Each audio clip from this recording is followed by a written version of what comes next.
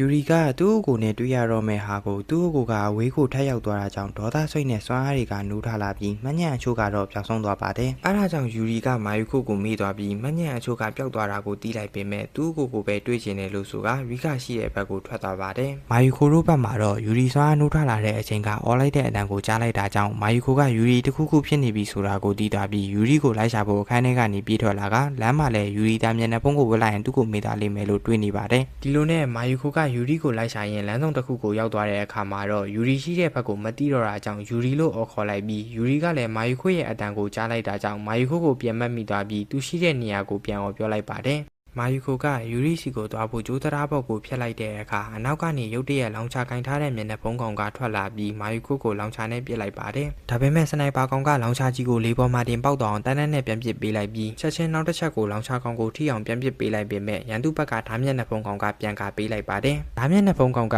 ရှင်သခင်အဖြစ်ရွေးချယ်ခံထားရတဲ့ကောင်တွေလားလို့ရှောက်အော်နေရကြောင်းစနိုက်ပါကောင်ကသူ့ကိုမျက်နှာဖုံးကောင်ဖြစ်အောင်လုပ်ခဲ့တဲ့ကောင်တွေနဲ့တပွဲလားလို့စဉ်းစားနေပြီးလောင်ချကောင်တာဘုံလေးကိုတောက်လျှောက်ပစ်လိုက်ရင်သူကပြန်ကာပစ်ပေးနိုင်မှာမဟုတ်ဘူးလို့ခွန်းကိုပြောလိုက်ပါတယ်။လောင်ချာကောင်ကဘုံလေးကိုထပ်ပစ်ဖို့လုပ်နေရကြောင်းစနိုက်ပါကောင်ကလောင်ချာကောင်ကိုတနက်နဲ့ချိန်ထားပြီးခွန်းကလည်းရဲကန်အသုံးပြုလိုက်ရင်ကောင်းမလားလို့တွေးနေခဲ့ကထိုအချိန်ရုတ်တရက်လောင်ချာကောင်ကတနက်နဲ့အပြစ်ခံလိုက်ရပါတယ်။တနက်နဲ့ပြစ်လိုက်တဲ့သူကယူရီဖြစ်ပြီးမာယူခိုကယူရီရဲ့အတန်ကိုအဝေးကြီးကနေကြားခဲ့ပေမဲ့ဒီလောက်မြင့်မြန်ရောက်လာတာကြောင့်အံ့ဩနေခဲ့ကယူရီကတော့ရန်သူမတည်သေးတာကြောင့်ရန်သူကိုအရင်ရှင်းပစ်ရမယ်လို့မာယူခိုကိုပြောလိုက်ပြီးအရင်ကသူမပစ်နိုင်တဲ့ပိုအားပြင်းတဲ့တနက်ကိုထုတ်လိုက်ပါတယ်။ဒီလိုနဲ့လောင်ချာကောင်ကလည်းမတည်သေးတာကြောင့်ပြန်ထလာပြီးဓာမျက်နှာဖုံးကောင်ကအားလုံးကိုရှင်းပစ်လိုက်တော့လို့ပြောလိုက်တာကြောင့်လောင်ချာမျက်နှာဖုံးကဘုံလေးကိုရှောက်ပစ်လိုက်ပါတယ်။ဒါပေမဲ့ယူရီကမျက်နှာဖုံးရဲ့စွမ်းအားကြောင့်ဘုံလေးကိုအနှေးကွက်နဲ့မြင်နေရပြီးအားလုံးကိုဖျက်ဆီးပစ်လိုက်ခါ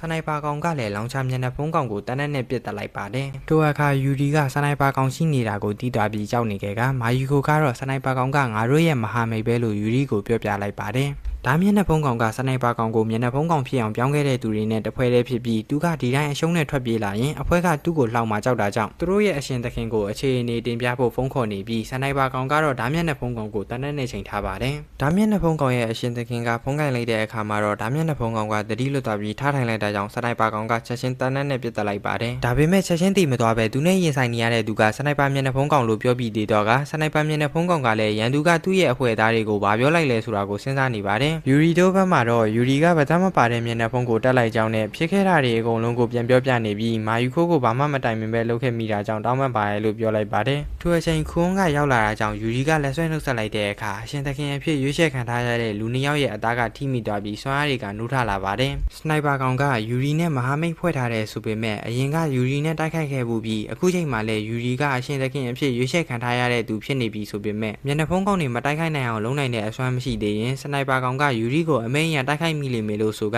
အဲ့ဒါကြောင့်စနိုက်ပါကောင်ကအဝေးကနေပဲကူညီပေးပါမယ်လို့ခွန်းကိုပြောပြလိုက်ပါတယ်။အခုချိန်မှာတော့ခွန်းကစနိုက်ပါကောင်ပြောခဲ့တဲ့စကားတွေနဲ့စနိုက်ပါကောင်ရဲ့ပျောက်ဆုံးသွားတဲ့မှတ်ညံနေအကြောင်းယူရီကိုပြောပြနေကသူတာအရှင်သခင်ဖြစ်လာရင်စနိုက်ပါကောင်နဲ့ဒီကဘာကြီးကိုကယ်တင်ပြီးငြိမ်းချမ်းအောင်လုပ်မယ်လို့ယူရီကိုပြောပြလိုက်ပါတယ်။ရီခရဲ့ဘက်မှာတော့ရီခကသူ့ကိုဖန်ခိုင်းလိုက်တဲ့အရှင်သခင်စီကိုရောက်လာပြီးအဲ့ဒီအရှင်သခင်ရဲ့နာမည်ကတော့အာယီခါဝါပဲဖြစ်ပါတယ်။အာယီခါဝါကဒီကဘာကြီးမှာအစင်းနှိမ့်တဲ့သူတွေကတည်တင်ပြီးအစင်းမြင့်တဲ့သူတွေနဲ့ပဲငြိမ်းချမ်းတဲ့ကဘာကြီးကိုတိစောက်မယ်လို့ဆိုကရီခလည်းသူနဲ့ပူးပေါင်းမယ်ဆိုရင်အခုရောက်နေတဲ့ကဘာကြီးကိုသူတို့ရဲ့ကဘာအစ်စ်အတိုင်းစိတ်ကြိုက်ဖန်တီးနိုင်တယ်လို့ပြောလိုက်ပါတယ်။ရီခကတော့အာယီခါဝါပြောတာတွေကတရားမျှတမှုနဲ့အတိတ်ပဲမရှိတာကြောင့်အာယီခါဝါကိုဘယ်လိုဖြေရှင်းရမလဲဆိုတာစဉ်းစားနေပြီးအာယီခါဝါကသူ့အနာမှာမျက်နှာဖုံးကောင်တွေပဲရှိတာကြောင့်လူသားတစ်ယောက်အနာမှာရှိနေတာလဲကောင်းတယ်လို့ဆိုကအပေးအယူကိုလက်ခံလာလို့ရီခကိုမေးလိုက်ပါတယ်။ထိုအခါရီခကခမည်းရဲ့အကြံဉာဏ်ကမမဟုတ်ဆိုပေမဲ့အပေးအယူကိုတော့စဉ်းစားအောင်မယ်လို့ပြန်ပြောလိုက်ပြီးအာယီခါဝါကတော့သူ့ကိုအနှောက်အယှက်ပေးမယ်ဆိုရင်ချက်ချင်းတပ်ပလိုက်မယ်လို့ချင်းချောက်လိုက်ပါတယ်။ရီခကအာယီခါဝါကိုမင်းရဲ့အစွမ်းနဲ့မျက်နှာဖုံးမနှာကောင်ကိုထိန်းချုပ်နိုင်လဲလို့မေးလိုက်တဲ့အခါအာယီခါဝါကမျက်နှာဖုံးအကောင်30လို့ပြန်ပြောလိုက်တာကြောင့်ရီခကဒီတယောက်ကတော့တကယ်ခက်ခဲတဲ့ရန်သူပဲလို့စိတ်ထဲကနေပြောလိုက်ပါတယ်။ဒီလိုနဲ့ခဏ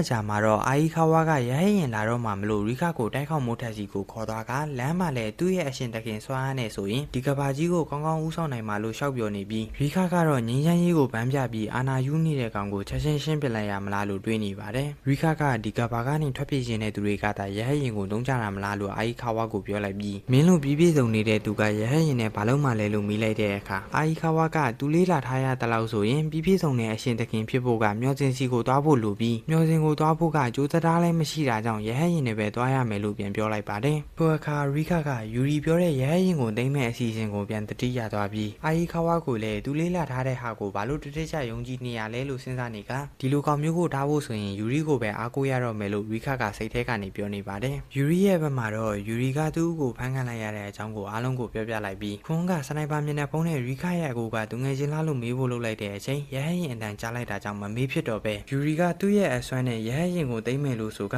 အသင့်ပြင်ထားလိုက်ပြီးဒီကဘာမှာရှိတဲ့သူအားလုံးကလည်းရဟတ်ရင်ကိုတွေးလိုက်ရပါတယ်ခဏအကြာမှာတော့ရဟတ်ရင်ကအာဟီခါဝါရှိတဲ့နေရာကိုရောက်လာတာကြောင့်အာဟီခါဝါကသူ့ရဲ့မျက်နှာဖုံးကောင်တွေကိုတိုက်ခိုက်ဖို့အသင့်ပြင်ခိုင်းလိုက်ပြီးမြဲရဟတ်ရင်ထဲကနေစိတ်ဆိုးနေတဲ့မျက်နှာဖုံးကိုဝစ်ထားတဲ့ကောင်ကထွက်လာပြီးလက်ပြနှုတ်ဆက်တော့ကပြန်လဲထွက်သွားပါတယ်အဲ့ဒါကြောင့်အာဟီခါဝါကဒီကဘာကြီးကိုတိဆောက်ခဲ့တဲ့သူတွေကလည်းဒီလောကကြီးရဲ့အဆုံးသတ်ကိုကာကွယ်ဖို့အတွက်စူးစမ်းနေရလားလို့ဆိုကသူတို့ကပြည့်စုံတဲ့အရှင်သခင်ဖြစ်ဖို့အကြီးမားဆုံးအတားအဆီးပဲထင်တယ်လို့ပြောလိုက်ပါတယ်ဒီနေ့ဗီဒီယိုလေးကတော့ဒီမှာပဲပြီးဆုံးသွားပြီးကျွန်တော်ရဲ့ဗီဒီယိုကိုသဘောကျရဆိုရင် like နဲ့ subscribe ကလေးလုပ်ပေးတော့ဖို့မေတ္တာရပ်ခံချင်ပါတယ်အားလုံးကိုကျေးဇူးတင်ပါတယ်ဗျာ